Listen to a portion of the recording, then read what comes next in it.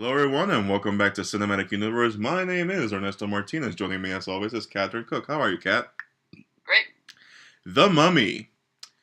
Universal Studios trying to reboot their Universal Monsters properties in order to create a shared universe, again, with, as the titular of this movie, The Mummy, with Frankenstein, the Bride of Frankenstein, the Invisible Man, Dr. Jekyll and Mr. Hyde, and I'm assuming Dracula somewhere down the road. But instead of calling their new shared universe the classic Universal Monsters, they opted to call it the Dark Universe because it sounds cool. And in order for them to show that they meant business about this new universe they're trying to uh, usher in and showcase it to the world, they hire Tom Cruise, they hire Russell Crowe, they hire Annabelle Wallis, Sophia Boutella, Jake Johnson, Courtney B. Vance to show that they mean business, especially when you hire somebody like Tom Cruise. And you remember all those reports and articles about Tom Cruise wanting Universal to match his salary that he was going to be receiving for his Mission Impossible 6 movie, which he is currently filming. And we're thinking, man, if they're willing to pay that fee to Tom Cruise, then they really have something here that they want him to, be the the head, the lead, the leading man, the action star heading this thing. And so, what is this new Mummy about? Well, basically, as you do, back in ancient Egypt, a princess named Amit. Princess Amenet, and she was destined to be the next pharaoh or queen, however you like to interpret it, of the kingdom of Egypt. And then her father trained her and everything, made sure that she was ready to take over the throne. But as it always happens in these stories, the father married or had sex with some nobody. She fathered a child for him. It turned out to be a son. And as the heir to the throne mythology always goes through, the son shall inherit the throne. And Amit was not happy about it. So what does she do? She conjures up the dark forces of the netherworld. She contacts the god Set, god of death, to give her the power to, kill her family and take over. But she gets stopped by the royal guards, and then she gets mummified alive. And then we go into present day with Tom Cruise and Jake Johnson screwing everything up, and our movie begins. Now, Catherine, I don't know how the movie was for you, but I'm curious and having you go first. What did you think of this rebooted Mummy into this new shared universe, directed by Alex Kurtzman and written by 6 different other people? Well, it wasn't scary and it wasn't funny. It wasn't really a Tom Cruise movie either. It because it's like it's trying to be a mummy movie, or not really. It feels more overall like an origin story for this dark universe thing, where they're shoehorning in elements of a mummy story as cheaply as possible to set up this entire thing. Pacing wise, it was fine. I thought up until the escape, the big, Jekyll's hideout where all of his, his stuff is, and the mummy escapes and they take off through the streets of London. That's where I felt like, okay, the movie's really going to take off. Because up to that point, it felt like it was kind of building up, introducing all these characters and these concepts and all this new stuff because they're setting up their dark universe. And then it's like, well, wow, we're already at the climax. It's like really fast, But again, they have a forced, totally fake and unnecessary romance, which is just beyond cheesy. Tom Cruise as your headliner for a mummy movie just didn't sound. I know, like you said, that they're paying him for something that must be really good, and it's like, no, to your point that they have 6 different writers, it's like way too many chefs in the kitchen, and they're like, how can we salvage this? Well, rather than firing all the writers and getting somebody good to write the script, or at the very least sit them inside a screening room at Universal to watch all the old mummy movies to get an idea of what they really should be going for if they're really serious about doing this whole dark universe thing. Instead of like, no, let's just take the mess that we have and we'll find the most bankable star who could match the tone that we've set to kind of save the movie. And I enjoy all of Tom Cruise is like a guy you love him or you hate him. I kind of love him. All the stuff he does is fun. It's fun popcorn movies and stuff. But this didn't even feel like a Tom Cruise movie. It was such a safe script in how watered down and simplified it was. Again, no scares, nothing funny. The jokes are told the type of jokes you've heard a million times, so they're not funny anymore. The whole thing with his buddy Vale being like undead and checking in with him all the time was a lot like American Werewolf in London, and I thought that's all I could think about when I was seeing that. It's like, okay, it's not funny, it's just kind of dumb at this point. Yeah, it's just like, okay, it's not funny, it's not scary, it's not really a mummy movie. They keep having all of these different cameos of other trying to shoehorn in all these other nods to other Universal horror films and like when I saw the Egyptian Book of the Living from the Stephen Sommers mummy film for that very quick shot that it's in, I thought, oh, don't remind me of that much better movie. I just watched that in The Mummy Returns just the last 2 nights, and because I just picked up the Blu-rays, and I'm like, damn, those are really good movies. They still hold up. They're great. They're actually set back in like the 20s and the 30s when they should be. And because that's the thing, all these classic Universal horror films are all set in like the 19th century or early 20th century. It doesn't belong on the streets of metropolitan London. Right. I mean, granted, it's like even when The Mummy Returns had that sequence where they're on the they go to the British Museum and they fight all the undead Pharaoh's guards and they go through the street in the double-decker bus. That was even better because it was funny and you're in an action-adventure type vibe. But when Universal goes out of its way to say, no, we really want to be serious about setting up this big, dark universe type thing, it's like, really? This is where you're going with this? So, it's like, I'm kind of waiting for the movie to take off, and it never really does, and the ending was just kind of bad. It was just, Man, you hit the nail on the head when you said that, don't remind me of the Sommers movies, I'd rather be watching those. And you also mentioned that they're also set in the 20s and the 30s, and I agree. It's the perfect setting for this movie because it has the perfect sense of adventure. You have the lay of the land without having to be restricted to modern times, and you can pretty much do whatever the hell you want. Here's the thing, I was pretty optimistic with this movie, especially when the first teaser came out, and it shows Sofia Boutella's mummy and her irises just splitting into two. I figure, oh shit, we're getting a new type of mummy here, and that's pretty exciting. I didn't really care that they wanted the mummy to be a female because really there is no restrictions to the gender of the mummy. It's a mummy. It's a mummy that carries a plague, and it's a mummy that has supernatural abilities that can kill you without a second thought. Who cares about the gender of the mummy? But man, the movie was, grabbing me in the first 5 minutes. I'm like, okay, I'm following you. All right. Princess Amina was kind of a bitch. She totally deserved what she got. Okay. And then as soon as we came into modern times and you have this bickering back and forth with Tom Cruise and Jake Johnson, I was just like, shit, it's that kind of movie. And it was that kind of movie for the next 2 hours. I never laughed, not even a mercy laugh, because boy howdy did I need a mercy laugh. Like I did have a mercy laugh with the whole Mr. Hyde thing with Russell Crowe. That was a bit much. Oh, I'll get to that in a minute. And it's not for the same reasons you're saying, but I'll get to that in a minute. Tom Cruise is not the problem with this movie. The movie is the problem with this movie. Tom Cruise is doing everything he can to lead this movie. And even then, as hard as he tries, I'm just, no, just stop. The jokes aren't hitting. I sometimes feel like he's trying too hard, but I feel at the same time that he's trying so hard to make something work, and it's clearly not working. And, okay, This movie had a budget of $125 million without including the marketing.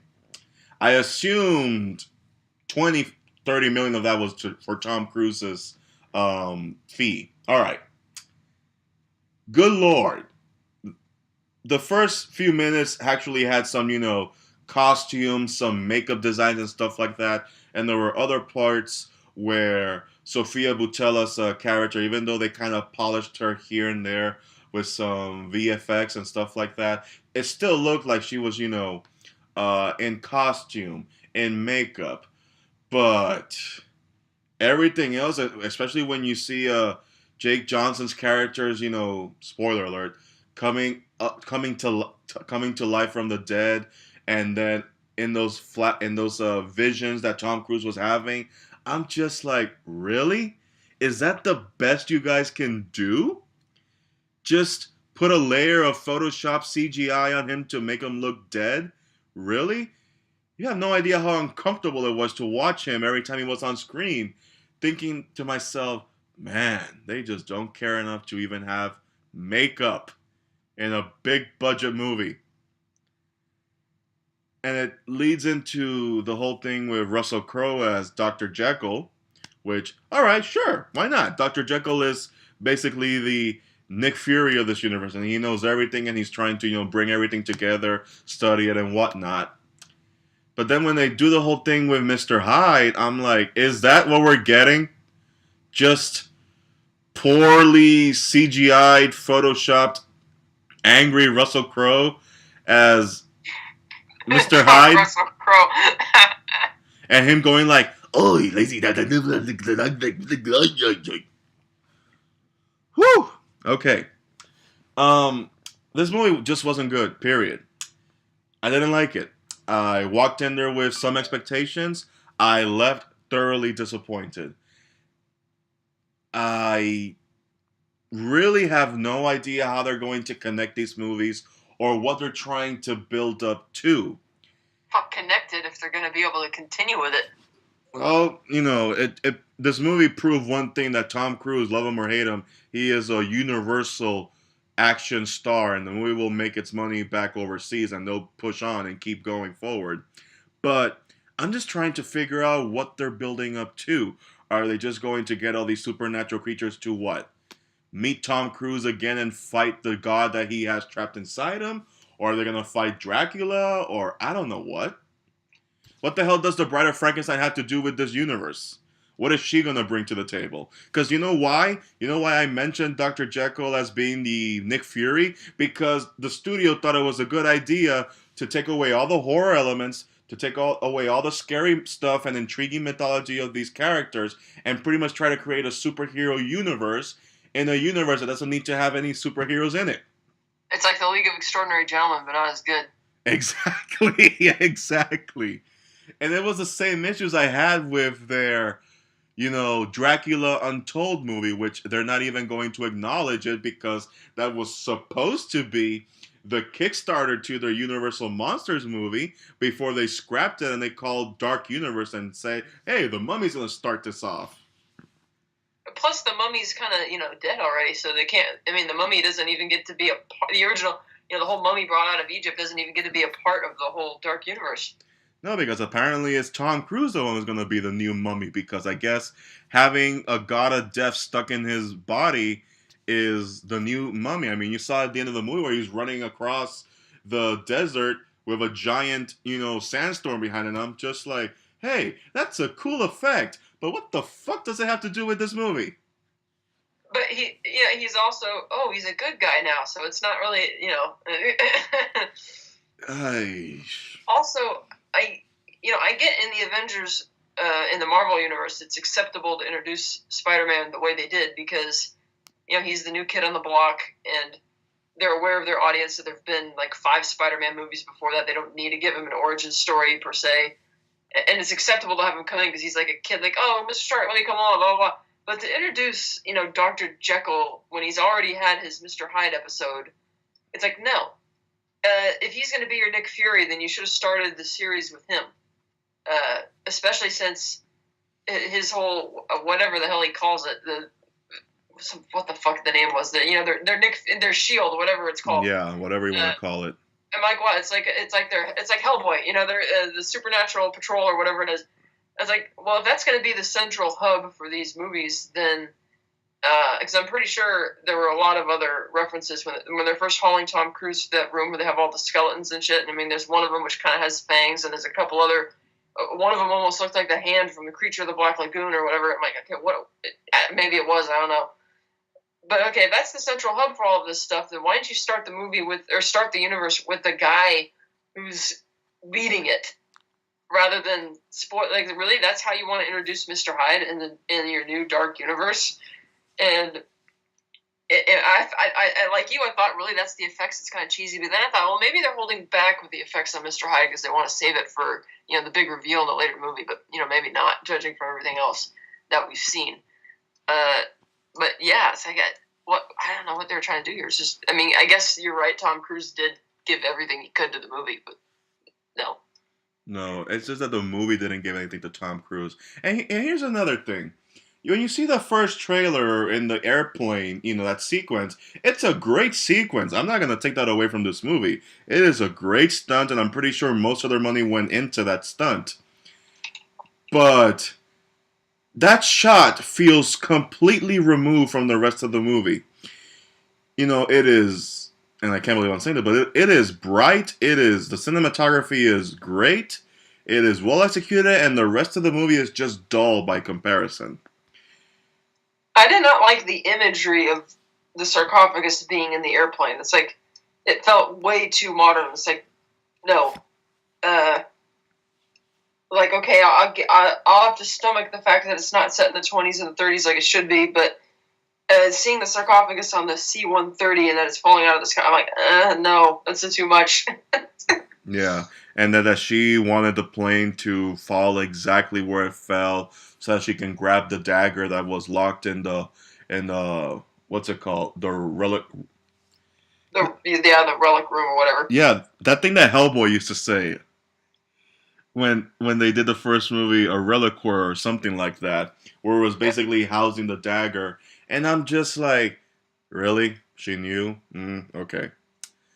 And then Courtney B. Vance. You cast Courtney B. Vance into this dark universe, and you cast him in a role that you're just gonna to just kill him off in like 5 minutes, really? Yeah, it's Courtney B. Vance.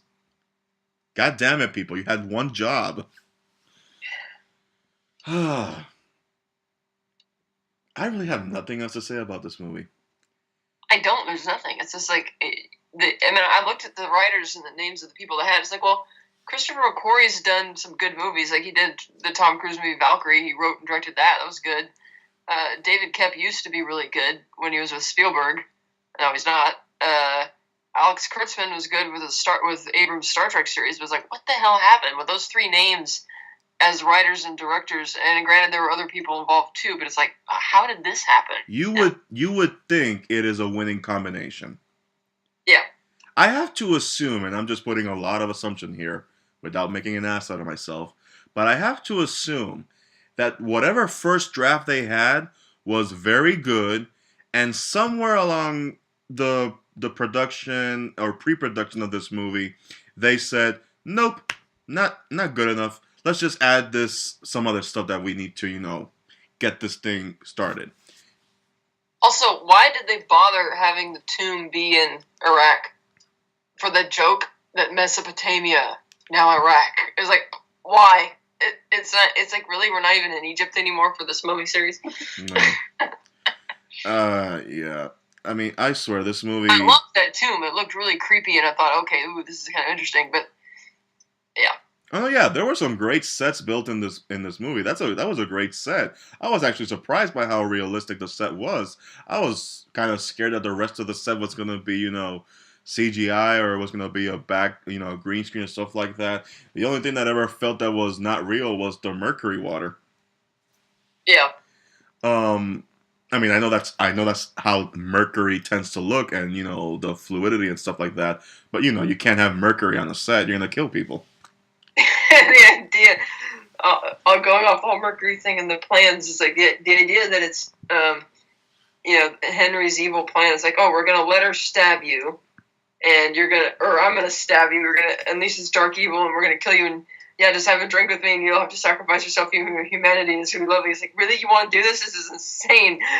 You're gonna willingly turn me into an evil god and just hope you can destroy it. That sounds like a Mr. Hyde plan, but oh no, it's a Dr. Jekyll plan. Mr. Hyde just wants to go out and hit in the bars, I guess. Yeah.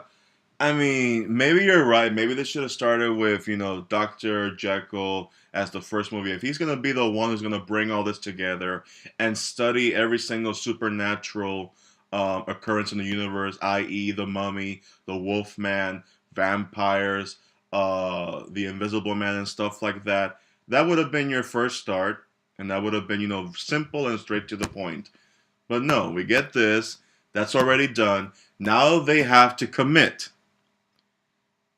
They have to commit to whatever the hell they're building towards, because that's the thing. I didn't expect this movie to have an after credit scene, and I didn't even wait to see if they had an after credit scene. I did wait, and there was nothing. You poor soul. I can't believe you did that. But I'm just like, okay, but what is this building to? What do you need these creatures to inhabit that will require them to be in a shared universe? If it's not building to anything, then I'm assuming you just want them to coexist so that you can cherry pick the characters to make a movie with, say, they make the first Wolfman, and then the sequel, the Wolfman teams up with Dr. Jekyll. And it's the League of Extraordinary Gentlemen 2, The Search for More Money. Yeah. And then you have Sean Connery in his wine country going, I knew I walked away. I was right. Yeah. That's right. He was in that movie. Yeah. Remember, this is the same man, this awesome gentleman, who was offered the role of Gandalf for Lord of the Rings, and a huge chunk of money from the movie's grosses, just to get him to play Gandalf. And he said no. Because Same with Morpheus. He said no. And he said no because he didn't understand the script. He didn't get what was happening. And then he accepted the League of Extraordinary Gentlemen, and after that, he retired because he felt that Hollywood ran out of ideas. I think it might be because he didn't understand the Matrix. He didn't understand the Matrix was probably too over his head at the time. He didn't get Lord of the Rings and the whole style of how they were shooting it and stuff. But having seen how successful those films were in 1999 and 2001, so I'm guessing they started pre-production on League of Extraordinary Gentlemen around 2001 with the casting and shit. He's like, oh shit, I probably really fucked that one up. I should probably say yes to this. Even though because it stands to reason that if he couldn't understand the Matrix or Lord of the Rings scripts, and I don't see how the hell he could understand the League of Extraordinary Gentlemen script is anything more than simple summer popcorn fare. And he did it, and then it's like, wow, this is a steaming pile of crap. At least compared to the novel the graphic novel that it's based on. Compared to this movie, The Mummy, it's like gold. Yeah. But then he walks away. Yeah. And for those of you listening, if you feel that we've gone off track, it's because it's far more interesting to talk about Sean Connery's career choices than this movie. Yeah, I think they should. It was so different and not a Mummy movie. I thought they should have retitled it, because it's like, the only reason they have Mummy elements in here is to shoehorn. It's almost like they feel obligated to, because they have to start with their dark universe. But it seemed to be all about, like you said, what are they building up to? Yeah. Fighting Tom Cruise. It's like that's what the whole movie seems to be about. Is here's a checklist. We need to introduce Nick Fury and S.H.I.E.L.D., and we need to introduce this thing that they're probably going to be fighting or doing, assumedly doing something with down the line. The Mummy is just kind of like a backseat driver to the story. Yeah. And here's the thing. These movies, I get what the summer movies did. They were going for a specific type of tone, and they were able to have that tone. They earned that tone when the movies were made. It almost felt like they were trying to recapture that in this movie, and it failed spectacularly. They were trying to recapture that Brendan Fraser, magic, and it just wasn't there. Honestly, I'd rather watch The Scorpion King again than watch this movie again. Yeah, I didn't actually think the Scorpion King was that bad because The Rock is somewhat amusing. Even though the story's really bad and cheesy. Not as bad as this one. Exactly. Because you can actually watch that movie. That has Michael Clark Duncan. Sold. Yeah. God rest his soul. Yes. Yeah. And Grant Heslov is your pathetic sidekick.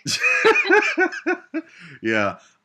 Maybe, maybe they should have just abandoned the whole action summer movie element to it and just actually commit to, the horror element. I mean, horror movies are making a comeback in a great way. They could have made these movies for a really smaller budget and actually commit to, the horror and the intrigue and the thrills Right. and stuff like that. Right. Plus, when you look and see, I assume they should have looked back at some point and seen how successful the first Brendan Fraser Mummy movie was compared to how unpopular the sequel was. I mean, they both made their money back, but I mean, in terms of the legacy and people looking back on it, they really don't like the second movie at all. I mean, I like the second movie, but a lot of people hate it. So it's like, okay, well, what worked with the first one and what didn't? So, well, the first one, it's a remake of the original 1932 Mummy, but it has the action-adventure vibe, but it's set in the time period, and it just oozes that entire 30s type of adventure story with some spooky elements to it, whereas The Mummy Returns is just a action-adventure film set within that universe with all those characters. It's like, well, if a movie with established characters in that proper time period as an action-adventure piece still can't succeed critically among an audience and not hold its attention for years, then what made them think that putting it in the metropolitan setting with Tom Cruise was going to give it any levity? I mean, I went to Universal Studios 4 years ago, and they have a permanent exhibit, which is like a haunted house walkthrough where they rebuilt all of their, some of the classic sets from those old movies like Wolfman, The Mummy, Invisible Man, and Frankenstein. And they have a lot of the original props and stuff in there while you're going through, and they have like stunt performers who just scare the fuck out of you while you're going through. Mm-hmm. And it feels very old and very, real, and it's not CGI. It doesn't need to be, but it's tense, it's creepy, and like you said, horror's making a comeback, but it's not, gory, schlocky horror. It could have been a chance with horror being popular. Make a really good old school horror movie like these actually were. Remind them why these movies were as popular as they were back in the day. And remind them why they're called Universal Monsters. Yeah. There's a reason they have that exhibit as a permanent installation at Universal Studios. Yeah. Hell, I know these movies don't connect and they're made at different points in time, but I actually enjoy Benicio del Toro's The Wolfman. I did too. I just watched that recently a couple months ago. I was like, man, it's actually a pretty good movie. And I might be the only one between the two of us, but I actually enjoyed Hugh Jackman's Van Helsing. Even though it kind of has the same, feel that this movie was trying to, accomplish, but it was still set back in the days. It was a solid, and it was a solid story. I mean, it didn't feel like this where it's totally discombobulated. It's like, what are you really trying to accomplish? Yeah. And that's the other $1 million question of the day. It's like Universal.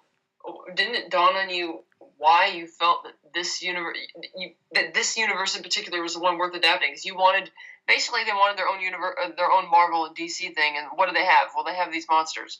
So, why were they so popular to begin with? What is it that you love about it? And they just kind of threw that out for overseas paychecks, because I don't see it making its money back domestically. Yeah. So, yeah, it opened at 32 million. It opened at 171 worldwide total. So this might be a Warcraft situation where most of its money is going to come back from the overseas market, and I'll be surprised if it cracks 100 million domestically here. Here's the thing. Most of Tom Cruise's movies, they crack 100 million. I don't see this one cracking 100. Barely 80. It only has one 2D showtime in my theater. I thought that was kind of weird. It had 3 of the 3D showings. I don't know how full they were, but and it's also because it's only on one screen entirely in the entire Cineplex, which usually isn't the case. Usually a Tom Cruise movie has more than one screen. They're kind of popular.